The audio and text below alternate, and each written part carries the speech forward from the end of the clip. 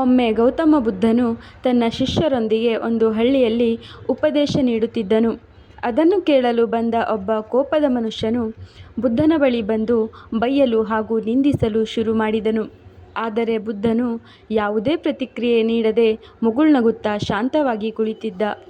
ಆ ವ್ಯಕ್ತಿಯ ಬೈಗುಳ ಮುಗಿದ ನಂತರ ಬುದ್ಧನು, ಒಬ್ಬ ವ್ಯಕ್ತಿಯು ಬೇರೆಯವರಿಗೆ ಉಡುಗೊರೆಯನ್ನು ನೀಡಲು ಪ್ರಯತ್ನಿಸಿದರೆ, ಆದರೆ ಆ ವ್ಯಕ್ತಿಯು ಅದನ್ನು ಸ್ವೀಕರಿಸದಿದ್ದರೆ ಆ ಉಡುಗೊರೆ ಯಾರ ಬಳಿ ಉಳಿಯುತ್ತದೆ ಎಂದು ಪ್ರಶ್ನಿಸಿದನು.